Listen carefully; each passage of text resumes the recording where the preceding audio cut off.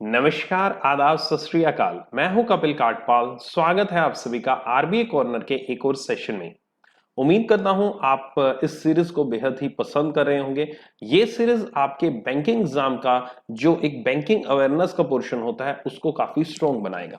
इस सीरीज में मैं आपको रिजर्व बैंक ऑफ इंडिया से डायरेक्टली पढ़ाता हूं और साथ ही साथ ऐसी खबरें लेकर आता हूं आपके सामने जो बैंकिंग जगत से आई हैं, जो बैंकिंग सेक्टर से जुड़ी हैं, जिनको हम करंट बैंकिंग अवेयरनेस कहते हैं।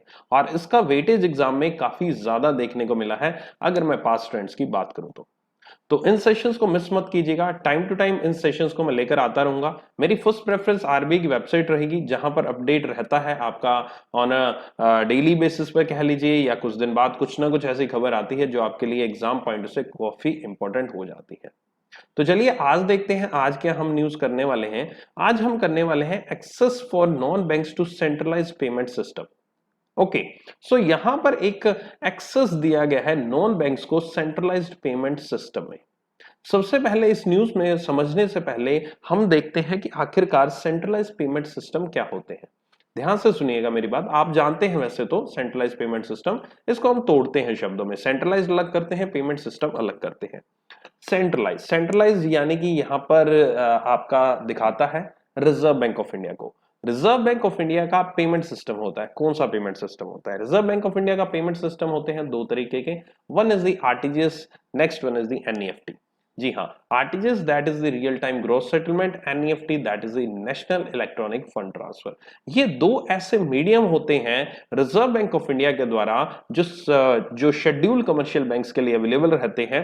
और इन मीडियम्स को यूज करके हम एक बैंक से दूसरे बैंक में मनी ट्रांसफर कर सकते हैं।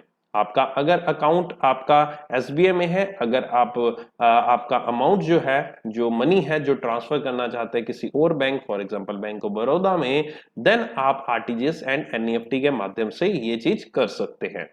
आरटीजीएस आपकी जो होती है वो मिनिमम 2 लाख रुपए से शुरू होती है। 2 लाख रुपए से या उससे ऊपर आप ट्रांसफर आरटीजीएस के माध्यम से करते हैं। और एनईएफटी भी कोई भी मिनिमम या फिर मैक्सिमम लिमिट नहीं होती। बस फर्क इतना होता है कि दोनों में आरटीजीएस जो है काफी फास्ट एक मीडियम है ट्रांसफरिंग ऑफ ए फंड का, और एनईएफटी एक फास्ट मीडियम ना होकर in comparison to the RTGS थोड़ा सा स्लो मीडियम है। क्योंकि आरटीजीएस में यहां पर क्विकली फंड ट्रांसफर होता है और नेफ्ट में यहां पर बैचेस बनते हैं। बैचेस कैसे बनते हैं? हर एक आधे घंटे का एक बैच बनाया जाता है, यानी कि हर एक आधे घंटे बाद इकट्ठा पैसा किया जाता है और हर एक आधे घंटे बाद उसको फर्दर ट्रांसफर किया जाता है। तो अगर मैं बात करूं, आधे आधे घंटे की यहां पर बैचेस बनाए जाते हैं और पूरे के पूरे दिन में यहां पर 24 घंटे होते हैं, तो यानी कि टोटल 48 बैचेस आपके होंगे। 48 बैचेस के थ्रू यहां पर फंड ट्रांसफर किया जाता है। एक बैच में फंड ट्रांसफर नहीं हुआ तो नेक्स्ट बैच में चला जाता है, बट आरटीजीएस में ऐसा नहीं होता है। ठीक है, सो ये आपका कुछ छोटी सी चीजें थी आरटीजीएस एनईएफटी के बारे में। अगर आप डेली फॉलोवर हैं, अच्छे से मेरे से पढ़े हुए हैं प्लस में, या फिर आप कहीं पर भी आप मुझसे बैंकिंग अवेयरनेस पढ़े हुए हैं, तो डेफिनेटली इनकी डेफिनेशंस और डीप में जो जो मैंने समझाई हुई हैं, कैसे होता है, क्या तरीका होता है, वो आपको मालूम होगी। इसके बारे में कुछ और चीजें बता देता हूं आपको यहां पर कि आरबीआई की एक डेफिनेशन है हमारे पास जो कि है शेड्यूल्ड कमर्शियल बैंक से जुड़ी। शेड्यूल्ड कमर्शियल बैंक की जो डेफिनेशन ये कहती है कि कोई भी बैंक अगर शेड्यूल्ड कमर्शियल बैंक है तो उसको आरबीआई के द्वारा दो एक मेजर फैसिलिटीज प्रोवाइड की जाती है। वो दो मेजर फैसिलिटीज कौन सी हैं? पहली है रेमिटेंस फैसिलिटी। रेमिटेंस का मतलब होता है transferring of funds from one place to the another place. Place से यहां पर मतलब मेरा बैंक से है। और दूसरा जो होता है वो होती है क्लियरिंग फैसिलिटी। क्लियरिंग फैसिलिटी होती है आपकी इन केस अगर आपको यहां पर चेक आपको किसी और बैंक का मिल गया और आपका अकाउंट किसी और बैंक में, in that case clearing facility use होती है। बैंक का इंटरनल मामला है, ठीक है, उसके ऊपर फिर कभी सेपरेट बात करेंगे हम। फिलहाल हम इस पर फोकस कर रहे हैं सेंट्रलाइज्ड पेमेंट सिस्टम पर। तो यहां पर जो पहले बात की remittance of the fund. Remittance of the fund यहां पर यह सुविधा अवेलेबल कराता है आरबीआई केवल और केवल किनको? केवल और केवल शेड्यूल्ड कमर्शियल बैंक्स को।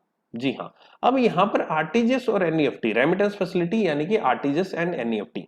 आरटीजीएस एनईएफटी जब भी की जाती है ये आरबीआई के एक मध्यस्थता के साथ ही की जाती है। कैसी मध्यस्थता यहाँ पर? आरबीआई का एक क्लियरिंग हाउस है जो कि मुंबई में सिचुएटेड है, और आरबीआई के क्लियरिंग हाउस के थ्रू ही पैसा रूट होके दूसरे बैंक में जाता है। ऐसा नहीं है कि आपका पैसा, आपने स्टेट बैंक ऑफ इंडिया से पैसा भेजना है बैंक ऑफ बड़ौदा में, तो स्टेट बैंक ऑफ इंडिया से सीधा बैंक ऑफ बड़ौदा चला गया। नहीं, ऐसा नहीं होता। सबसे पहले पैसा जो है आरबीआई के पास जाता है, उसके मुंबई के क्लियरिंग हाउस में, और वहां से पैसा ट्रांसफर होता है दूसरे बैंक में।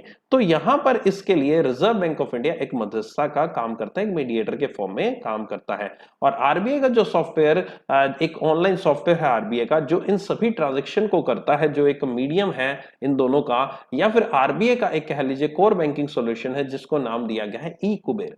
ई कुबेर, इसके ऊपर ऑलरेडी एक एग्जाम में क्वेश्चन आ चुका है, पूछा जा चुका है। आरबीआई का जो सॉफ्टवेयर है सीबीएस, उसका नाम क्या है? राइट आंसर उसका ई कुबेर है, ध्यान रखिएगा। ये भी एक क्वेश्चन अलग से आपका आता है। ठीक है, अब वापस चलते हैं हम सेंट्रलाइज पेमेंट सिस्टम। तो आरटीजीएस एनईएफटी आपका आरबीआई के माध्यम से होता है। तो अगर आरबीआई के माध्यम से कोई भी चीज हो रही है, तो ऑब्वियस है वो पैसा आरबीआई के किसी ना किसी कहीं पर जाएगा। और आरबीआई पैसा, ऐसा तो नहीं है कि वो पैसा आरबीआई अकाउंट में जाएगा, नहीं। आरबीआई क्या करता है, आपने जितने भी बैंक्स हैं जो भी उसके साथ जुड़े हुए हैं, इस रेमिटेंस फैसिलिटी का फायदा उठा रहे हैं, उन बैंक्स के करंट अकाउंट यहां पर आरबीआई अपने पास ओपन करता है। तो यानी कि वहां पर एसबीआई का भी अकाउंट होगा, वहां पर बैंक ऑफ बड़ौदा का भी अकाउंट होगा। आपका एसबीआई ने, आपने as a person, as account holder, आपने पैसा जो भेजा वो पहले जाएगा एसबीआई के करंट अकाउंट में, जो कि आरबीआई के पास है, और फिर एसबीआई के करंट अकाउंट से वो पैसा जाएगा यहाँ पर बैंक ऑफ बड़ौदा के करंट अकाउंट में, बैंक ऑफ बड़ौदा के करंट अकाउंट से वो जिस कस्टमर को आपने, जिस पर्सन को आपने पैसा भेजना है, उसके अकाउंट में ये पैसा जाएगा। तो ये एक सिस्टम है जिसको हम सेंट्रलाइज्ड पेमेंट सिस्टम कहते हैं। अब यहां पर अभी तक मैंने सब बातें की, वो की बैंक की। अब यहां पर आपको टाइटल दिख रहा होगा, और ये टाइटल किसका है? This is related to non banks, access for non banks. Bank को नहीं, यानी कि नॉन बैंक्स को भी एक्सेस देने की बात कर चुका है आरबीआई, जो कि अभी हाल ही का एक सर्कुलर आरबीआई ने जारी किया है। ऐसा नहीं है कि इससे पहले आरबीआई ने नॉन बैंक्स को ये सुविधा उपलब्ध नहीं करवाई हुई है। आरबीआई ने जो नॉन बैंक्स हैं उनको, कुछ ऐसी ऑर्गेनाइजेशन है जिनको ये सुविधा उपलब्ध करवाई हुई है, बट वो जो सुविधा उपलब्ध कराई है वो केवल और केवल ऐसी ऑर्गेनाइजेशन है जो कि हमारी मनी में डील करती हैं, इंडिया के लिए। ओके, इंडियन कह सकते हैं इंडियन इकोनॉमी के लिए, यहाँ पर मनी में ट्रांसफरिंग ऑफ द फंड्स में डील करती हैं। और उसमें हम एक नाम काफी अच्छा जानते हैं, these are the stock exchanges. Stock exchanges में मनी का आदान प्रदान, शेयर्स का आदान प्रदान होता रहता है। तो इसलिए यहाँ पर आरबीआई ने इस तरह का सेंट्रलाइज पेमेंट सिस्टम एक स्पेसिफिकली स्टॉक एक्सचेंजेस के लिए बनाया हुआ है। स्टॉक एक्सचेंजेस कह लीजिए, हमारे सेबी के तहत जो ऑर्गेनाइजेशन आती हैं उनके लिए कह लीजिए, एनपीसीआई के लिए कह लीजिए, जो कि आपकी national payment corporation of India है। एनपीसीआई, जिसको मैं हमेशा father and mother of the digital banking in India कहता हूं, तो उसके लिए भी यहां पर यह सुविधा उपलब्ध है। यानी कि कहने की बात यह है कि इन सभी ऑर्गेनाइजेशन के करंट अकाउंट आरबीआई के सेंट्रलाइज लोकेशन, जो क्लियरिंग हाउस है, वहां पर अवेलेबल होंगे, और आरबीआई के थ्रू ही ये आरटीजीएस एनईएफटी ये अकाउंट भी यहां पर करते हैं। तो इसका मतलब अब यहां पर जो एक्सेस दिया गया है वो कुछ और ऑर्गेनाइजेशंस को दिया है। इन ऑर्गेनाइजेशन के तो पास है ही एक्सेस, बट अब कुछ और ऑर्गेनाइजेशंस को ये एक्सेस दिया गया है। अब बात आती है कि किन ऑर्गेनाइजेशन को एक्सेस दिया गया है। इनमें 3 ऑर्गेनाइजेशन फिलहाल शामिल है जिनको एक्सेस दिया गया है, जो कि है PPI issuers, card networks and white label ATM operators. ये 3 ऑर्गेनाइजेशन है, या ये 3 आपके जो पेमेंट सर्विस प्रोवाइडर्स हैं, इनको पीएसपीज कहते हैं, पेमेंट सर्विस प्रोवाइडर, यानी कि आपके फंड ट्रांसफर में हेल्प करता है, किसी को पेमेंट करने में मदद करता है। तो these are the payment service providers. इनके लिए यहां पर ये आरबीआई ने सुविधा उपलब्ध कराने का फैसला किया है। अब यहां पर ये सुविधा इन सभी के पास अभी तक नहीं थी। क्या करते थे ये लोग? अगर इनके अब नहीं थी तो इसका मतलब क्या करते होंगे ये लोग फंड कैसे ट्रांसफर करते थे? ये लोग फंड ट्रांसफर जरूर करते थे, बट ये लोग क्या करते थे, इन लोगों का जो अकाउंट होता था वो रिस्पेक्टिव बैंक्स में ओपन होता था। तो आप बैंक में मान लीजिए किसी एक कार्ड है, लाइक दी कोई भी वीजा कार्ड, मास्टर कार्ड तो खैर हाल ही में उसको एक रिस्ट्रिक्शंस इंपोज की गई। आपने हाल ही में एक न्यूज भी सुनी होगी कि नए मास्टर कार्ड्स नहीं इशू किए जाते, बहुत सारे बैंक्स ने उस पर रिस्ट्रिक्शन लगा दिया है। तो इस तरह का जो कार्ड होल्डर्स होते थे वो किसी एक बैंक में अकाउंट ओपन कराते थे, और उस बैंक में जाते थे, इंस्ट्रक्शंस देते थे कि हमारा अकाउंट, ये पैसा इसमें ट्रांसफर कर दिया जाए। तो उस अकाउंट से पैसा फिर आरबीआई के पास जाता था, मतलब आरबीआई के एसबीआई अकाउंट में गया, एसबीआई से दूसरे अकाउंट में गया, फिर वहां से गया। तो एक रूट जो है थोड़ा सा लंबा हो गया ना। अब यहां पर कहा गया है इन PPI issuers, card net, white label ATM को आपको किसी बैंक में नहीं, आप सीधा आरबीआई में ओपन कराइए, और आप डायरेक्ट पैसा आरबीआई के पास जाएगा और आरबीआई आपका पैसा आगे भेज देगा। ठीक है, समझ गए ना मेरी बात? तो ये चीज आपकी हो सकती है, और इसका फायदा आपके कस्टमर्स भी उपलब्ध उठा सकते हैं। अब ये आखिरकार है कौन तीन, इसको ध्यान से सुनिएगा। पीपीआई इश्यूअर्स, पीपीआई इश्यूअर्स क्या होता है? Prepaid payment instruments. Prepaid payment instruments कौन से होते हैं? तीन तरीके के प्रीपेड पेमेंट इंस्ट्रूमेंट्स होते हैं। पहला प्रीपेड इंस्ट्रूमेंट होता है आपका closed prepaid instrument, closed PPI इसको बोलता है। दूसरा होता है सेमी क्लोज, तीसरा होता है ओपन। क्लोज्ड पीपीआई कौन सा होता है? क्लोज्ड पीपीआई एक ऐसा पीपीआई होता है जो कि यहां पर एक अपने खुद के लिए ही यहां पर आप यूज कर सकते हो। फॉर एग्जांपल कोई ऐसा वॉलेट, कोई ऐसा मेथड, यानी कि आपने कोई वेबसाइट पे आप शॉपिंग कर रहे हो, ठीक है, और उस वेबसाइट पे उसका खुद का एक वॉलेट अवेलेबल है, बट वो वॉलेट को आप यूज कर सकते हो केवल उसी वेबसाइट पे शॉपिंग करने। कई बार होता है ना, हम जाते हैं वेबसाइट पे तो वहां पर कहते हैं ऐड मनी, बट उसमें ऐड तो आप कर देते हो, बट ऐड मनी उसी की वेबसाइट में शॉपिंग करने के लिए आप यूज कर सकते हैं। आप उस वॉलेट को किसी थर्ड एप्लीकेशन पे यूज नहीं कर सकते। तो इस तरह की अगर आपको वॉलेट मिलता है तो वो क्लोज्ड पीपीआई होता है। अगर पीपीआई में देसी भाषा में बात करूं तो पीपीआई हम वॉलेट कह सकते हैं, जो आपके वॉलेट होता है पेटीएम वगैरह, उन्हीं की मैं डेफिनेशन, उनकी बाइफर्केशन बता रहा हूं। तो पहला एग्जाम्पल तो आपका ये हो गया क्लोज का। अब दूसरा है आपका सेमी क्लोज। सेमी क्लोज में क्या होता है? सेमी क्लोज में आप थर्ड पार्टी में यूज कर सकते हो बट कैश विड्रॉ नहीं कर सकते। बहुत सारी ऐप हैं आपके सामने, लाइक द एचडीएफसी की पेज ऐप है, इसी तरह की बहुत सारी एप्लीकेशंस हैं आपकी, जहां पर आपको सुविधा तो उपलब्ध है फंड ट्रांसफर की। फंड ट्रांसफर आप कर सकते हैं, किसी थर्ड पार्टी में पेमेंट भी कर सकते हैं, बट आप कैश विड्रॉवल नहीं कर सकते, ठीक है। और तीसरी जो रहती है दैट इज ओपन पीपीआई, उसमें आपको कैश विड्रॉवल की सुविधा उपलब्ध होती है। ऐसा एक पीपीआई होता है, ऐसा एक वॉलेट होता है। और ये बेसिकली इस तरह के वॉलेट जो होते हैं ये बैंक्स के खुद के ही होते हैं, जो कि आप कई बार एटीएम में जाकर कैश विड्रॉवल कर सकते हैं। होता है ना कि एटीएम आप इस पे पिन नंबर डालिए, वहां पर एटीएम में पिन नंबर डालिए और आपका कैश विड्रॉवल हो जाएगा। इस तरह की एप्स हैं, सभी काफी बैंक्स की हैं, ठीक है। तो वो आपके यहाँ पर ओपन पीपीआई होता है। तो तीन तरह के पीपीआई, उम्मीद करता हूँ पीपीआई समझ में आ गया होगा। नेक्स्ट है card network. Card network already मैं बता चुका हूँ, like the visa, master card, इस तरह के जो कार्ड नेटवर्क है इनके लिए। एंड रुपे कार्ड हो गया जो कार्ड मैन्युफैक्चरिंग कंपनी है। तीसरा white level ATM. White level ATM ऐसे एटीएम्स होते हैं जो कि खुद बैंक नहीं है, खुद फाइनेंशियल इंस्टीट्यूशन नहीं है, बट ये थर्ड पार्टी है और ये एक एटीएम्स के लिए ही काम करते हैं, सिर्फ एटीएम ऑपरेट करते हैं, इनका और कोई काम नहीं है। इनको हम व्हाइट लेवल एटीएम कहते हैं, यानी कि थर्ड पार्टी, बैंक नहीं है, फाइनेंशियल इंस्टीट्यूशन नहीं है, बट एक थर्ड पार्टी है जो कि इसको ऑपरेट कर रही है, किसी एटीएम को चला रही है। तो इन तीनों को यहां पर ऐड किया गया है और इन तीनों को यहां पर अब सुविधा दी जाएगी आरबीआई के द्वारा उनकी सेंट्रलाइज्ड पेमेंट सिस्टम की। ये पूरी की पूरी न्यूज एक मैंने शॉर्ट में समझाई, एक आपको समराइज फॉर्म में समझाई। उम्मीद करता हूं आपको ये चीज अब तक समझ में आ गई होगी, जो जो चीजें मैंने समझाई हैं। इनकेस अगर आप और डिटेल में पढ़ना चाहते हो तो आप इसके नीचे जा सकते हो। बाकी मैं इसके शॉर्ट ये देखो, ये देखो लिखा है ना, opening a current account reserve bank in its core banking system, ठीक है। ई कुबेर भी लिखा हुआ है, आईएफएससी कोड लिखा हुआ है। तो ये सारी चीजें आपकी। बाकी मैं इसको क्या करूंगा, शॉर्ट में जो चीजें इंपॉर्टेंट है इस पूरे पूरे सर्कुलर में, वो आपको पीपीटी के फॉर्म में मैं किसी करंट अफेयर्स की डेली क्लास होती है उसमें दे दूंगा। आप उसमें से आराम से आप पढ़ लीजिएगा। आपको सारा पूरा का पूरा ये सर्कुलर पढ़ने की जरूरत नहीं पड़ेगी। जो जो भी मुझे इसमें इंपॉर्टेंट पॉइंट लगते हैं वो मैं आपको डाल दूंगा। अगर इसको और अगर अपने इजी वे में पढ़ना चाहते हो तो वहां पर ये क्लिक करना है यहाँ पर। अच्छा, ये मिलेगा कहां पर? ये आरबीआई की वेबसाइट में होम पेज पे जाओगे, आपको मिल जाएगा वहां पर, इसी टाइटल से मिल जाएगा। अगर आप इसको और इजी पढ़ना चाहते हो तो एफएक्यू पे क्लिक करना, और एफएक्यू में क्वेश्चन आंसर के फॉर्म में दे रखा है। ये देखो कौन कौन से रिजर्व बैंक सीपीएस है, आरटीजीएस है, एनईएफटी है, ये सब चीजें दी गई है। आरटीजीएस और एनईएफटी आपके ध्यान रखना 24/7 हो चुके हैं, आप किसी दिन इसको यूज कर सकते हो यहाँ पर आपका। और ये 14 दिसंबर से आरटीजीएस हुआ था और यहाँ पर 16 दिसंबर 2019 से एनईएफटी 24 घंटे हुआ था। और भी बहुत सारी चीजें हैं, इच्छा हो पढ़ने की, अगर एक्स्ट्रा नॉलेज चाहिए तो पढ़ लेना, बाकी शॉर्ट में तो मैं दे दूंगा। उम्मीद करता हूँ ये सब चीजें आपको पसंद आएंगी। इसी तरह से मेरे साथ जुड़े रहेगा, बने रहेगा। ये शॉर्ट वीडियोस आपको टाइम टू टाइम मिलती रहेंगी। और आरबीआई कॉर्नर पहले मैं करंट अफेयर्स के साथ ही कराता था, जैसा आपको मालूम होगा। अब मैंने आरबीआई कॉर्नर बिल्कुल सेपरेट कर दिया, तो आपको एक अलग शॉर्ट वे में बहुत सारी एक्स्ट्रा नॉलेज देने के लिए ये वीडियोस मैं लेकर आता रहूंगा। Take care, bye bye. बने रहिए मेरे साथ, इस चैनल से जुड़े रहिए, करंट अफेयर्स पढ़ते रहिए मेरे साथ। डेली करंट अफेयर्स इस चैनल पे होती है। See you again, have a great day ahead. मैं आपको अब बताने वाला हूं कुछ अनअकैडमी प्लस के बारे में। अनअकैडमी प्लस अगर आप ज्वाइन करना चाहते हो, मेरे कोर्सेज सुनना चाहते हो, मेरे से पढ़ना चाहते हो, अलोंग विद दैट बहुत सारे और टॉप एजुकेटर्स हैं जो यहां पर आपके लिए लेकर आते हैं हर एक सब्जेक्ट की टॉप क्वालिटी क्लासेस, और कंटेंट भी बहुत ही शानदार। आपको पीछे दिख रहा होगा 28 जुलाई से ये बैच है यहां पर, जो कि एसबीआई क्लर्क को टारगेट करते हुए कुछ जगह पे हुआ है, जो मेंस एग्जाम है उसको टारगेट करते हुए यहाँ पर मेरी खुद की जो क्लासेस हैं वो चल रही हैं फिलहाल अभी। अगर आप ज्वाइन करना चाहते हो, मैं रिवीजन कोर्स करवा रहा हूँ वहाँ पर करंट अफेयर्स का, जो कि SBI clerk mains as well as the RRB PO mains में भी काम आएगा, और उसके अलावा बाकी टीचर्स आपको बाकी सब्जेक्ट वहाँ पर पढ़ाएंगे। मेरी क्लासेस अनअकैडमी प्लस पे सुबह 6:30 बजे होती हैं, मंडे से फ्राइडे होती हैं। अगर आप ज्वाइन करते हैं तो आपको पूरा का पूरा सिलेबस जो करंट अफेयर से रिलेटेड है अलॉन्ग विद द एमसीक्यूज वो मैं वहां पर आपको करवा रहा हूं।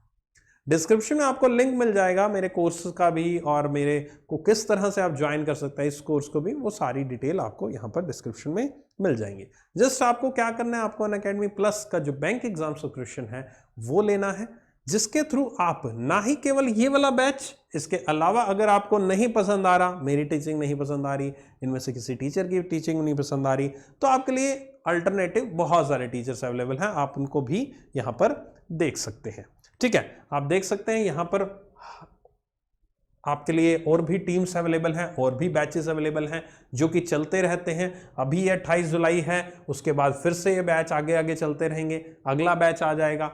ये आपके teachers along with your preparation हमेशा के लिए आपके साथ हम लोग बने रहेंगे। आपको मिलता है पूरा पूरा सिलेबस यहाँ पर, चाहे आप किसी भी बैंक एग्जाम की तैयारी कर रहे हो, चाहे आप एसबीआई को टारगेट कर रहे हो, आईबीपीएस के एग्जाम को टारगेट कर रहे हो, वो सब यहाँ पर मिलता है।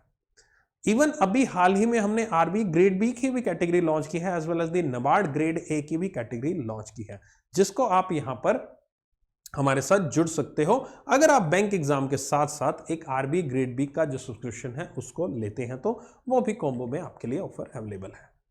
ठीक है, अब यहां पर आपको ज्वाइन करना है, लिंक नीचे डिस्क्रिप्शन में है। आपको बहुत सारे बैचेस हैं, इवन आईबीपीएस क्लर्क का बैच भी है आपके लिए, बेसिक टू एडवांस का, सारे के सारे बैचेस। ओके, और हर एक संडे को सुबह 10 बजे आप याद रखिएगा, हर एक संडे को सुबह 10 बजे अनअकैडमी कॉम्बैट एक होता है, फ्री लाइव मॉक टेस्ट होता है आपके लिए, और जिसमें अगर आप टॉप पे आते हैं तो आपको ढेरों प्राइजेस यहां पर अवेलेबल है। First, second and third prize के फॉर्म में आपको Apple airport and JBL speaker है। एंड ये 50 मिनट्स का एक टेस्ट होता है, 36 क्वेश्चन होते हैं, हर एक सब्जेक्ट में से क्वेश्चन होते हैं, हिंदी एंड इंग्लिश दोनों में होता है। आपको यहां पर अमेजॉन वाउचर्स भी जीतने का मौका मिल सकता है। ठीक है, इसका लिंक भी आपको सारा का सारा डिस्क्रिप्शन में मैं दे दूंगा। ओके, इसके अलावा ये अगर आप फिलहाल अगर आप सोच रहे हैं कि अनअकैडमी प्लस को ज्वाइन करूं, मुझे अपनी तैयारी अच्छे से करनी है, मुझे एक सिस्टमैटिक वे में तैयारी करनी है, तो आप अकेला बैंक एग्जाम का सब्सक्रिप्शन भी परचेज कर सकते हैं।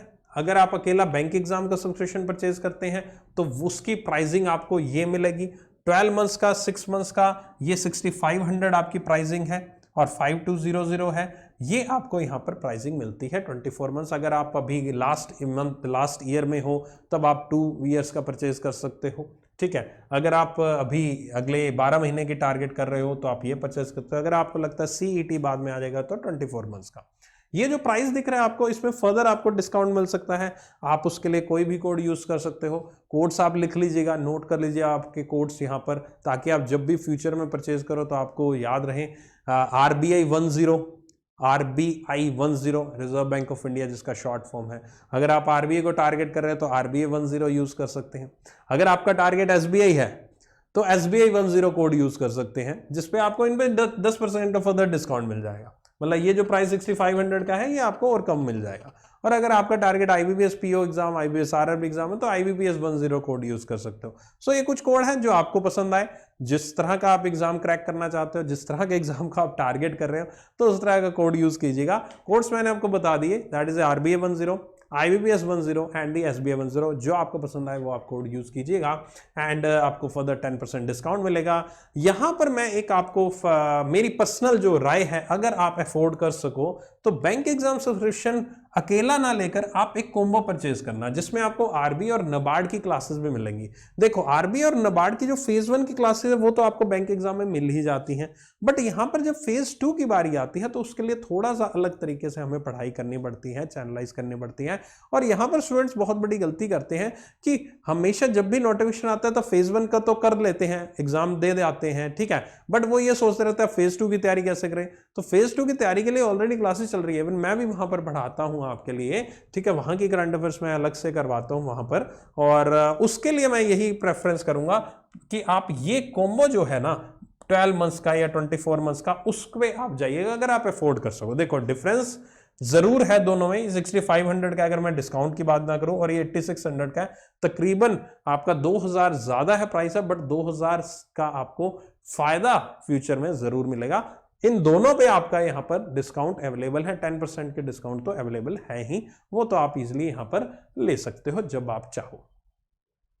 अगर आप एसएससी के साथ तैयारी कर रहे हो, खैर बहुत सारे स्टूडेंट्स हैं जो नहीं करते हैं एसएससी के साथ, अलग अलग चलते हैं, फिर भी इनकेस अगर आप ले तो वो भी आपके लिए। हाँ, एक और चीज आपको एक बहुत ही बढ़िया चीज बताता हूं, अगर आप यहां पर बैंक एग्जाम सब्सक्रिप्शन 12 मंथ्स का लेते हो तो आपको फिलहाल उस पे 4 मंथ्स एक्स्ट्रा वैलिडिटी मिल रही है, 4 मंथ्स की एक्स्ट्रा वैलिडिटी मिल रही है, और 24 मंथ्स पे 6 मंथ्स की एक्स्ट्रा वैलिडिटी मिल रही है। तो वैलिडिटी का भी यहां पर है, वैलिडिटी आपको ज्यादा मिल रही है अगर आप आज की डेट में परचेज इसको करते हो। तो ध्यान रखिएगा, ये सारी की सारी बातें मैंने आपको बता दी हैं। अगर आप एक जेन्युइन बैंक एक्सपीरियंट हो, सिस्टमेटिक वे में तैयारी करना चाहते हो, बढ़िया तरीके से अपने एग्जाम को टाइम से, जल्दी से, आराम से क्लियर करना चाहते हो, तो जुड़िए हमारे साथ। इंडिया के टॉप मोस्ट एजुकेटर यहाँ पर आपके लिए लेकर आए हैं हर एक सब्जेक्ट की टॉप नॉच क्वालिटी वाली क्लासेस, एंड इसी तरह से जुड़े रहेगा, बने रहेगा हमारे साथ, और देखते रहिएगा। इस चैनल पे नए हैं तो सब्सक्राइब कर लीजिएगा। मिलते हैं फिर इसी तरह से, डेली बेसिस आपके लिए क्लासेस लेकर आता हूं, चाहे वो करंट अफेयर्स की क्लास हो, फ्री में लेकर आता हूं आपके लिए, फ्री एमसीक्यूज की क्लास रहती है अनअकैडमी के स्पेशल क्लास के प्लेटफॉर्म पर, और as well as the weekly test भी लेता रहता हूं, और अनअकैडमी प्लस पे तो मैं अवेलेबल हूं ही आपके लिए। Take care, love you all, bye bye.